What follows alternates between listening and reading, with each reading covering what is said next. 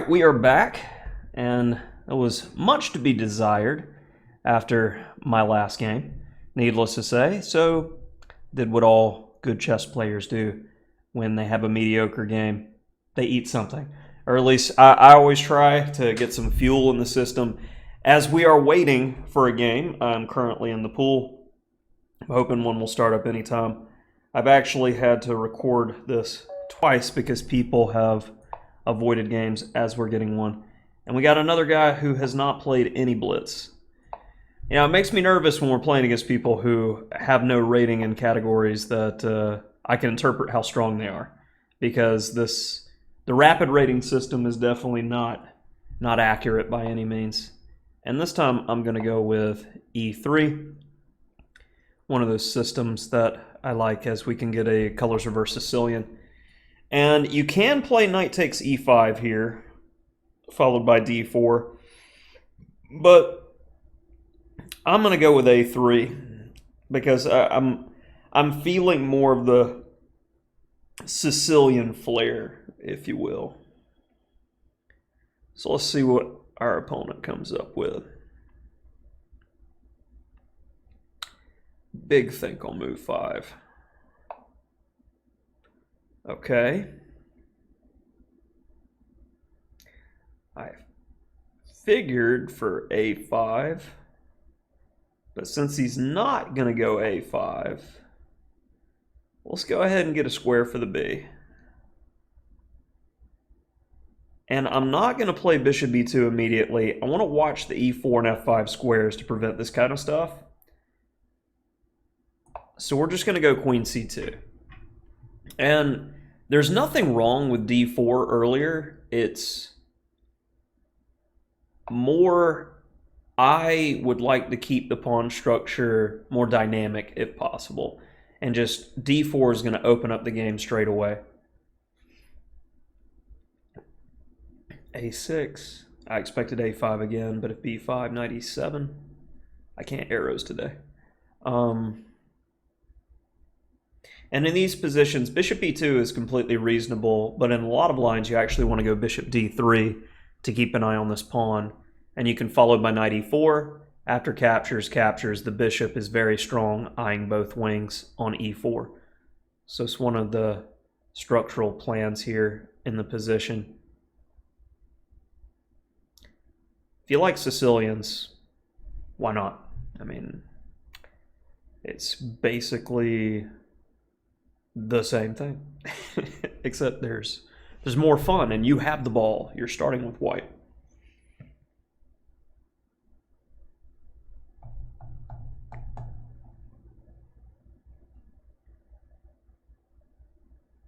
Castles or bishop g4. Bishop g4 is pretty good because you have the idea to come back to challenge the queen square.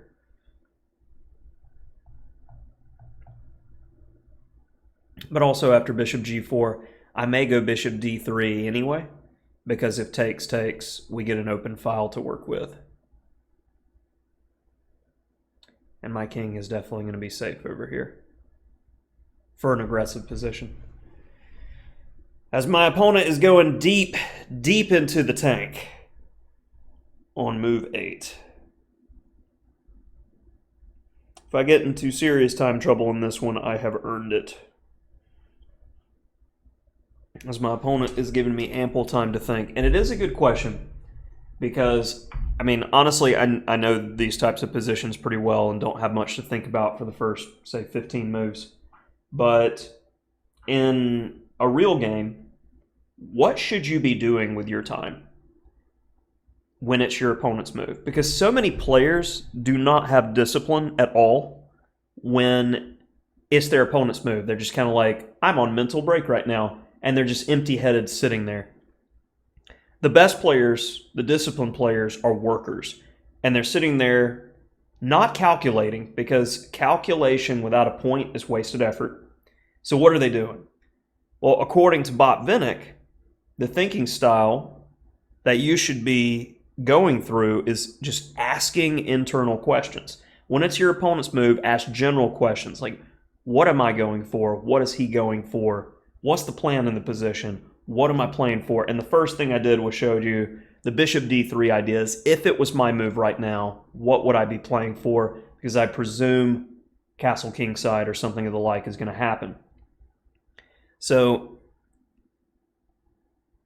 what should you be doing on your opponent's time? Asking general questions. What does black want to do? Well, since I've got more space on the queen side, he could play in the center, but he's already lost a tempo moving the d-pawn, so I don't expect him to go d5 all of a sudden now, because he's like 2 moves behind and a Sicilian, and that can't be good. So probably the best course of action is for black to castle, get this knight out of the way, and try to play for f5. And if that's the only plan in the position, and I've gone bishop d3, I'm not giving you a lot of opportunity to try to get in f5, as the knight can't move, as the pawn will be tethered. And after h6, maybe he tries to get back to the plan, but I generally feel pretty good about my position at that point. And could swap gears. You get the bishop on e4, and once they accomplish f5, you take, ruining the pawn structure, and then go for d4, where we're threatening to trap the bishop forever. And if e4, you drop the knight back, have a target to play against. We've ruined his pawn structure, and we're playing in a close position with knights versus bishops. And I say this because I've had positions exactly like this before. So, coming back with accuracy in the position, like I said, knight takes e5 can liquidate. But I play a3 because I'm wanting to get something out of it, as our opponent has finally made a move. And bishop e6.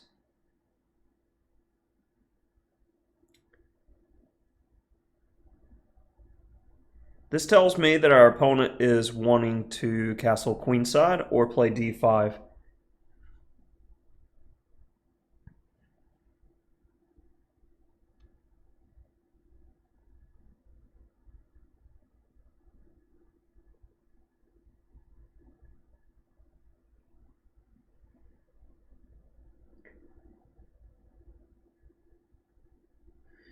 Queen d7, bishop f5 could still be annoying.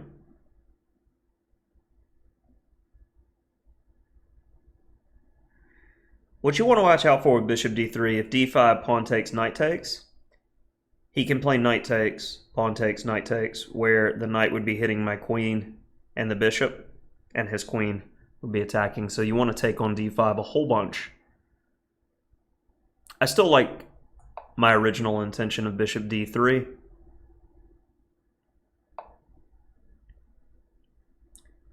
What's to be expected. And I'm just going to take away a key square here. Let him decide where he's going to go.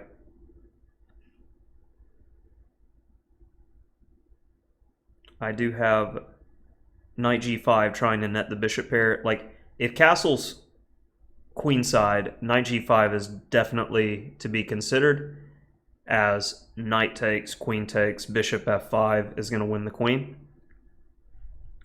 So looking at some tactical details in the position. h3 also works as a lever in the event of g4.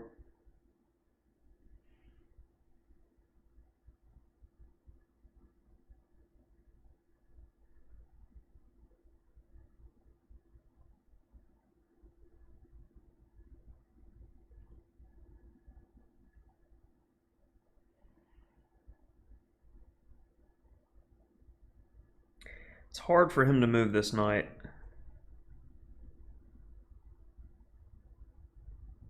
If he plays h6, though, g4 is going to come with strength. If I castle queenside here, he can't play d5 because it takes. He'd have to give up the bishop, and then the e-pawn looks lost. Let's keep it tense and keep it interesting here. With going long.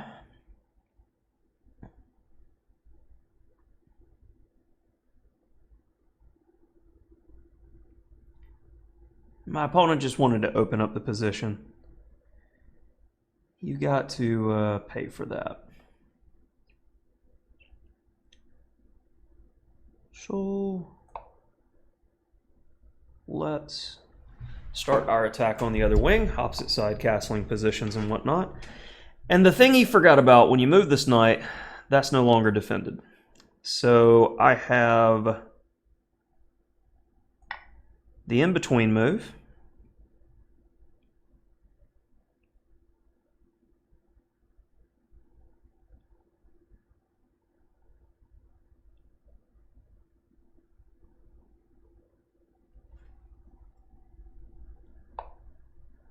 Uh-huh.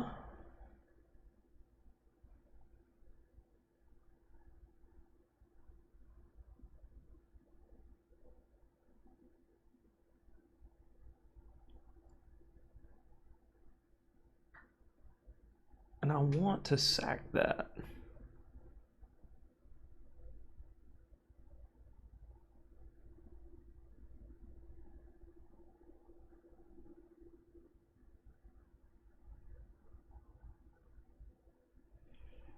Is it wise? Plenty of time here, critical position. F4, DC4, Knight C4, Queen C5, Knight E5.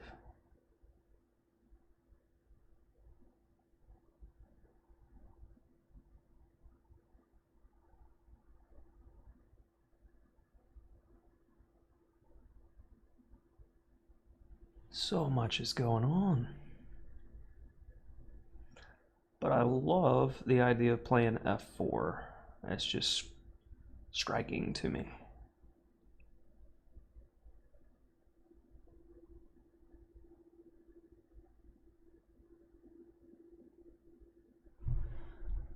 And that's why I'm going to do it.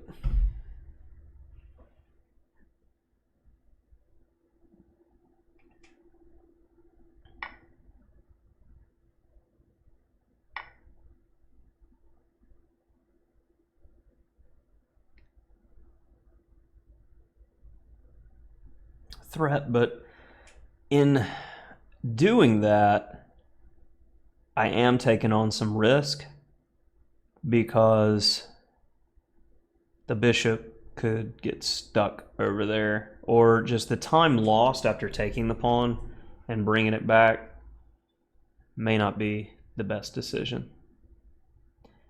And I'm expecting something like that anyway. We're definitely in the driver's seat here. And we can't do that, boss. We forgot a key tenet of the position.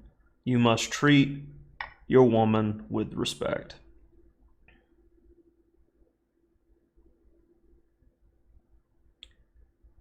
And without the lady, you're going to have some serious problems here. So now let's get clinical.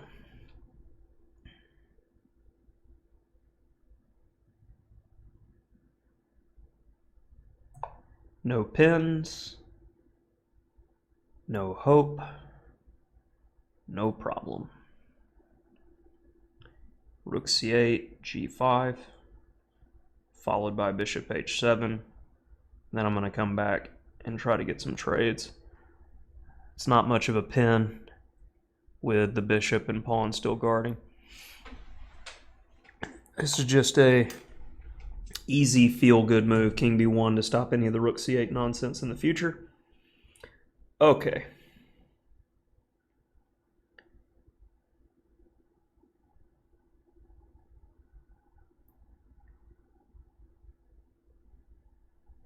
Let's do that one first.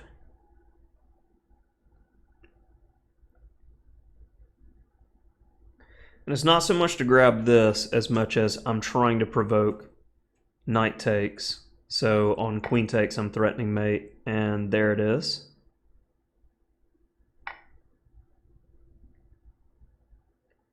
Now knight e8 or knight h5. Knight h5 is less optimal because I can play bishop e2. So I expect knight e8. And then I'm going to go f5 to kick his bishop. And then, I don't know. This is definitely a winning position. It's a matter of technique and how to do it. Okay.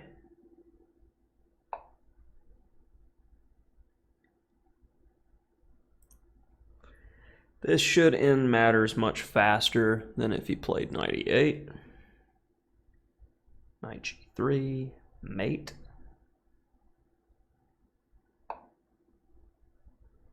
Uh-huh.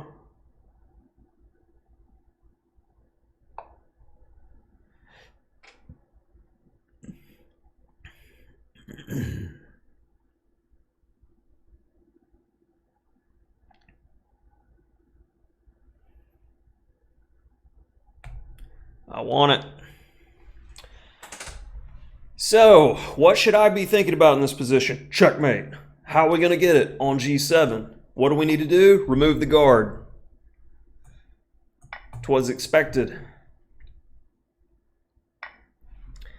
And same thing as resigning. All right. So let's take a look at our options in the opening. Got a pretty typical English, and like I said, Engine really likes this stuff. Knight takes, d4, and bishop b4 is definitely a move. I've seen this one quite a lot, but c5, and you get interesting structures. That can definitely be said, but you know, it's kind of like a Fajarowicz, this type of thing. Okay, it's definitely an idea. And of course, the Engine likes d4 like every move, but I don't mind what I got here. Knight g5 does make a lot of sense, but again, I had my reasons for not doing it. I expected h6. And then that encouraged me to attack. And now we're getting to the critical part of the game. And g5. Okay, let's let it think for a second here. f4, it thought about for a second, was like, no, that's only somewhat winning. Get that human crap out of here. Protect your peace. f4, third choice. All right, so we got cd5. But g5 is number one. And the rationale is, if you take, this goes really bad because of discovery. So knight d7.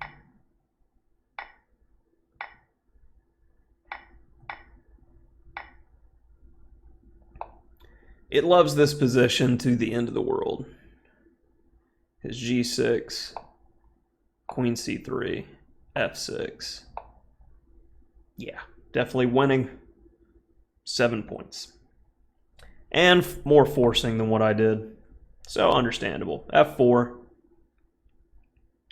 But I will say keeping the tension did work out okay. You should definitely be trying to get to my king. Moves like c6. Yeah, definitely comes to mind. Definitely. What I expected.